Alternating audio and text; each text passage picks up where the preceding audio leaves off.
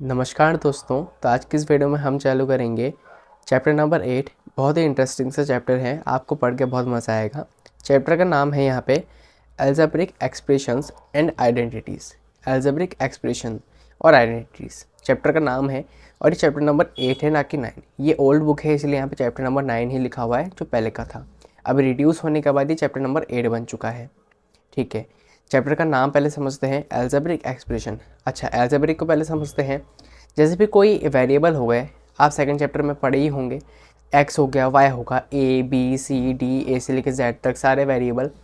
और एल्जेब्रिक, अब किसी वेरिएबल के साथ कोई नंबर आ गया या फिर कुछ कोई सम बन गया तो उसे एल्जेब्रिक बोलेंगे। और एक्सप्रेशन मतलब क्या होता है, जैसे ये है यहाँ पे x+3, कोई वेरिएबल के साथ जब कोई नंबर जुड़ा है, चाहे वो प्लस में जुड़ा हो, माइनस में जुड़ा हो, कैसे भी जुड़ा हो, तो उसे हम एक्सप्रेशन कहते हैं। ठीक है, और साथ ही साथ यहाँ पे जो आइडेंटिटीज़ लिखा हुआ है ना, इस आइडेंटिटीज़ का इस चैप्टर में कोई भी रोल नहीं होगा। जितना मुझे लगता है कोई भी रोल नहीं होगा। क्यों? और ये बहुत गलत करा है कि आइडेंटिटीज़ का टॉपिक, मतलब इसका एक एक्सरसाइज हुआ करता था होल 9.5। जैसे मैं आपको दिखाऊँ, क्योंकि तो ओल्ड बुक है, आप यहाँ पे देख सकते हो, ये फ़ायदा मिल जाता है ओल्ड बुक होने का। तो ये था ये चैप्टर, ये एक्सरसाइज 9.5, ये पूरी आइडेंटिटीज़ में बेस्ड थी और काफ़ी क्वेश्चंस में बोर्ड में पूछे जाते थे। लेकिन छोड़ो, अब बात गई। अब आइडेंटिटीज़ का टॉपिक भी नहीं है, ना ही बोर्ड में पूछा जाएगा, पूछा भी जा सकता है। तो सबसे पहले बात करते हैं, हमने एल्जेब्रिक का मतलब समझ लिया, एक्सप्रेशन का मतलब समझ लिया। एक्सप्रेशन का मतलब क्या? किसी वेरिएबल के साथ कोई नंबर हो, चाहे प्लस में हो चाहे माइनस में हो, वो क्या होगा? क्या होगा? एक्सप्रेशन होगा। यही यहाँ पे है। और साथ ही साथ मैं अगर बात करूँ, जैसे यहाँ पे ले लो आप, 1 मिनट। हाँ, और यहाँ पे लिखा भी हुआ है कि you can form many more expression as you know expression are found from variable and constant. साफ साफ लिखा हुआ है कि एक्सप्रेशन किससे फॉर्म होता है? वेरिएबल और कांस्टेंट से, जो कि है यहाँ पे एक वेरिएबल और एक है यहाँ पे कांस्टेंट। अब वेरिएबल का मतलब क्या है? जो यहाँ पे अल्फ़ाबेट्स है, X Y Z A B C D. और कांस्टेंट मतलब क्या होता है? जो यहाँ पे नंबर्स हैं, वो कांस्टेंट है। ठीक है, इतना हुआ। जैसे यहाँ पे एग्जांपल के तौर पर और भी दे रखा है, क्या? The expression 2y-5 is found from variable and constant. ठीक है, जैसे यहाँ पे मैंने क्या बोला, एग्जांपल दे रखा है 2y-5, तो यहाँ पे 2y और -5 इससे मिलकर बना है, मतलब वेरिएबल के साथ में मिलकर बन रहा है कोई नंबर के साथ, तो ये क्या बोलेंगे? एक्सप्रेशन बोलेंगे। ठीक है, और जो यहाँ पे जो नंबर है उसको हम सिंपली क्या कहते हैं? कांस्टेंट कहते हैं। क्या कहते हैं? कांस्टेंट कहते हैं। अच्छा, अगर अब मैं बात करूँ, इतना तो हुआ। अब इतना बात करने के बाद क्या है, आप क्या समझ में आया कि एक्सप्रेशन क्या होते हैं? एक्सप्रेशन के अंदर वेरिएबल क्या होते हैं? वेरिएबल तो देखो आपको पता ही होगा, लेकिन एक चीज़ आपको नई सीखने को मिली कि कांस्टेंट क्या होता है। कांस्टेंट मतलब जो नंबर्स होते हैं ना, प्लस के बाद, माइनस के बाद, कुछ किसी के भी बाद, साइन के बाद, वो कांस्टेंट है। ठीक है, अब यहाँ पे है टर्म्स। क्या है? Terms, factors and coefficients. Terms है, फैक्टर्स है और कोएफिशिएंट्स है। तो टर्म्स को समझते हैं हम पहले। टर्म्स क्या होते हैं? देखो, टेक द एक्सप्रेशन 4x+5, इसको हमें लेना है। This expression is made up of two terms 4x and 5। Terms are added to form expression. Terms क्या होते हैं? जैसे 4x हो गया प्लस 5 हो गया। देखो, जो साइन होते हैं ना, ये साइन क्या काम करते हैं? किसी दो नंबर्स को डिवाइड करने का काम करते हैं। जैसे यहाँ पे हुआ 4x है, प्लस के पहले 4x है, तो ये एक टर्म माना जाएगा। x के बाद में एक और 5 है, तो इसे भी टर्म माना जाएगा। ठीक है, जैसे यहाँ पे है this expression is made up of two term, एक 4x और एक 5। जैसा कि मैंने आपको कहा, terms are added to form expression. Terms किस लिए ऐड कर जाते हैं? ताकि वह एक्सप्रेशन बने। और एक्सप्रेशन क्या है? जो हम पीछे पढ़ के आए हैं। The term 4x is the product of its factor 4 and x। अब यहाँ पे टर्म्स का तो मुद्दा खत्म हुआ। यहाँ पे आया अब नया, क्या? फैक्टर क्या होते हैं? फैक्टर वही होते हैं जो उनके प्रोडक्ट से मिलके बनते हैं। जैसे यहाँ पे 4x था, अब 4x क्या था?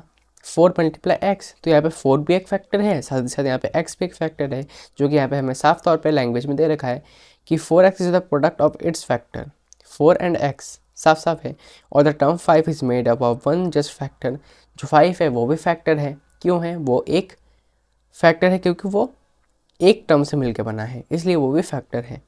साथ ही साथ कोएफिशिएंट्स क्या होते हैं, the expression 7x minus 5x has two terms, जैसे कि मैंने बोला है यहाँ पे 7xy और एक माइनस 5x ये टर्म है, ठीक है। फैक्टरिंग क्या होगा 7x और y,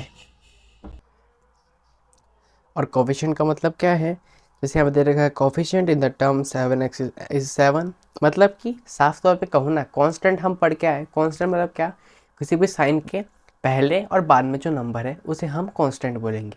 इसमें क्या होता है, कोई भी नंबर अगर किसी वेरिएबल के साथ मल्टीप्लिकेशन में हो तो उसका जो नंबर होता है सिर्फ नंबर मल्टीप्लिकेशन के अलावा उसे ही हम कोफिशिएंट कहते हैं। जैसे 7xy है तो यहाँ पे क्या है 7 multiply x multiply why he तो है, तो मल्टीप्लाई में है, और यहाँ पे मैंने क्या कहा जो नंबर है मल्टीप्लाई के साथ वही इसका कोफिशिएंट हो जाएगा। साफ तौर पर लैंग्वेज में भी लिखा हुआ है 7xy is 7 and the coefficient in term -5x is -5। ये क्या है -5 मल्टीप्लाई एक्स है, मतलब वेरिएबल के साथ जो नंबर है वो क्या है कोफिशिएंट है, तो यहाँ पे -5 होगा सिंपली, ऐसे ही है। अच्छा, अब एक और चीज़ की बात करते हैं जो है यहाँ पे मोनोमियल्स, बाइनोमियल्स एंड पॉलिनोमियल्स। जो मोनोमियल्स है वो क्या होते हैं, बाइनोमियल्स है वो क्या होते हैं, पॉलिनोमियल्स है वो क्या होते हैं। तो मोनोमियल्स की बात करता हूँ। मोनोमियल्स यहाँ पे सीधे तौर पर लैंग्वेज में एक क्या दे रखा है कि expressions that contain only one term is called monomial. एक एक्सप्रेशन जो कि ओनली वन टर्म कंटेन करता है उसे हम कहते हैं मोनोमियल। अच्छा, मोनोमियल हुआ, अब बाइनोमियल का बता देता हूँ। अब मोनोमियल के बाद बाइनोमियल आता है, तो मोनोमियल जैसे 1 हुआ, अब सीरीज चलेगी, बाइनोमियल में होगा 2 टर्म, ट्राइनोमियल में होगा 3 टर्म। ट्राइनो मतलब ट्राई मतलब ट्री, ट्राइंगल से मतलब ट्राइंगल में कितनी साइड होती है 3 साइड, ऐसे याद कर लो। मोनोमियल में 1 टर्म, बाइनोमियल में 2 टर्म, ट्राइनोमियल में 3 टर्म, पॉलिनोमियल में 3 से ज़्यादा टर्म, 4 से शुरुआत हो जाती है इसकी, और कितने भी आए, ठीक है। फॉर एग्जाम्पल यहाँ पे देखो, एग्जाम्पल ऑफ मोनोमियल 4x² है, 3xy है, -7z है, ये एक टर्म है। एग्जाम्पल ऑफ बाइनोमियल, बाइनोमियल में 2 हो जाएंगे, जैसे a + b हो गया, कॉमा 4l + 5m, ये हो गया 2 टर्म।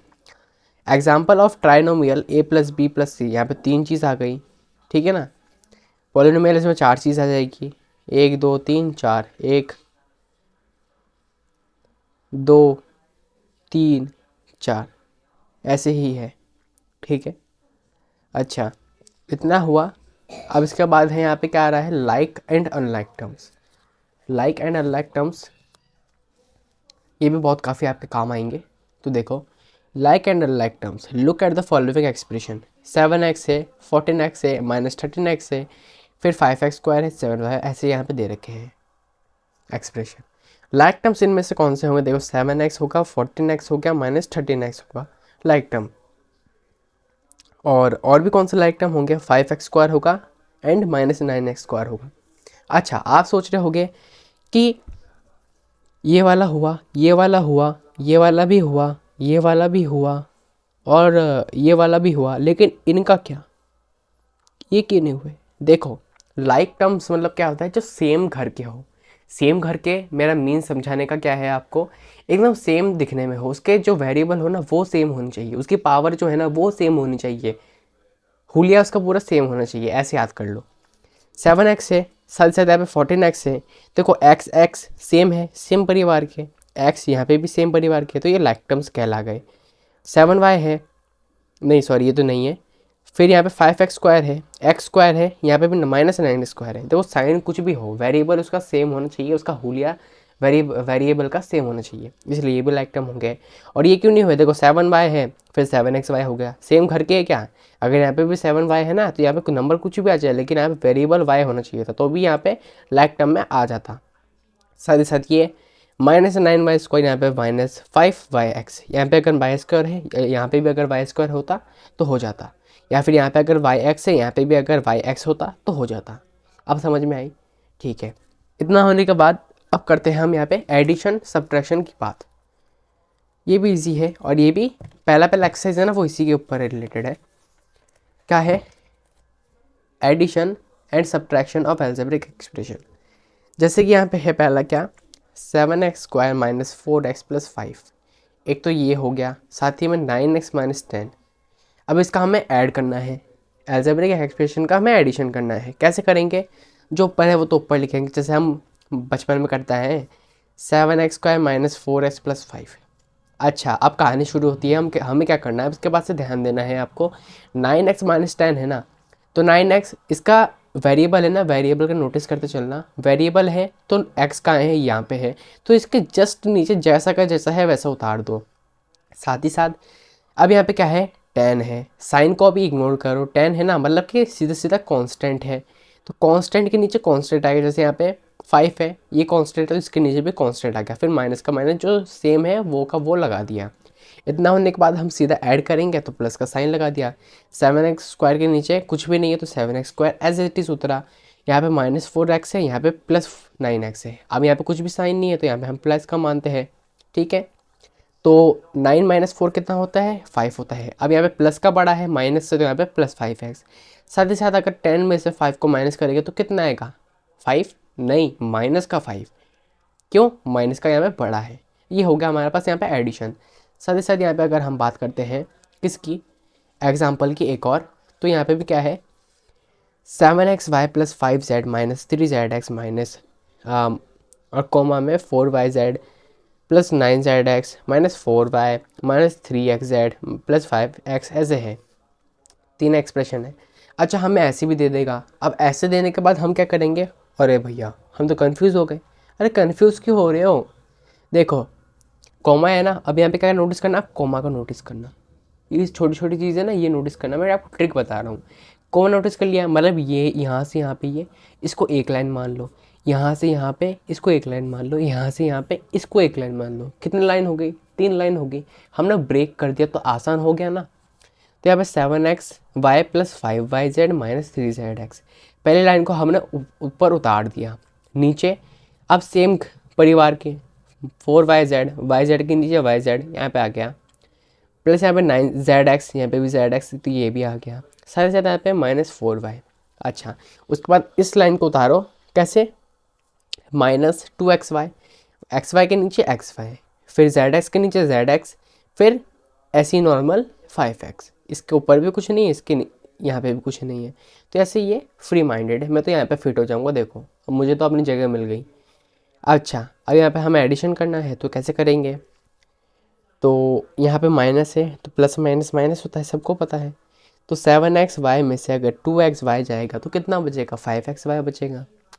फिर 5yz प्लस 4yz होगा तो कितना होगा, 9yz होगा। फिर यहाँ पे क्या है, minus 3zx plus 9zx minus 3zx। अच्छा, सबसे पहले तो आप इसका जो माइनस माइनस है ना उसको प्लस करो, क्योंकि माइनस माइनस क्या होता है, प्लस होता है। तो माइनस का 3 और माइनस का 3 प्लस करो, कितना होगा, -6, -6 ही तो होगा, -6zx। अच्छा, अब 9zx है, इसमें से आपको माइनस करना है यहाँ पे 6zx, कितना बचेगा आपके पास, कोई बता सकता है मेरे को, बताओ। 3zx, यहाँ पे क्या है, 3zx है या नहीं है, प्लस 5x, इसके ऊपर कुछ नहीं है, मतलब इसका कुछ भी नहीं हो रहा, तो यहाँ पे इसको एज इट इज़ लिखेंगे। -4y है, इसका भी कुछ नहीं हो रहा, तो इससे पे आए हम एज इट इज़ लिखेंगे। ये हो गया हमारे पास यहाँ पे आंसर, ख़त्म कहानी। लास्ट है यहाँ पे हमारे पास क्या, सब्ट्रैक्ट।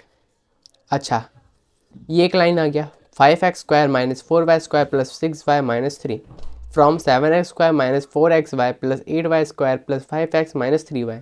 फ्रॉम आ गया ना, देखो अगर आप हिंदी मीडियम की बुक यूज़ करोगे तो यहाँ पे ये जो चीज़ है ना, ये सेम टू सेम चीज़ ये आपको पहले मिलेगी और ये चीज़ आपको बाद में मिलेगी। अब यहाँ पे इंग्लिश में ऐसा क्यों नहीं है, क्यों फ्रॉम का मतलब होता है इससे, मतलब कि हमें माइनस करते वक्त ना इसको ऊपर लिखना पड़ेगा, ठीक है। मतलब कि हमें 7x इस एक्सप्रेशन से, पूरे एक्सप्रेशन से हमें इसको माइनस करना पड़ेगा, तो इसको हम यहाँ पे ऊपर लिख दिए साफ बात। फिर इसको हम ध्यान से लिखेंगे सेम वेरिएबल के परिवार के साथ साथ, x² के नीचे x², y² के नीचे y², y के नीचे ओनली y, और कांस्टेंट हमारा फ्री माइंडेड फिट हो गया, ठीक है। अब सब्ट्रैक्ट करने के बाद क्या होगा, ये सीधा एडिशन की तरह नहीं होगा, इसमें लोचा है थोड़ा सा।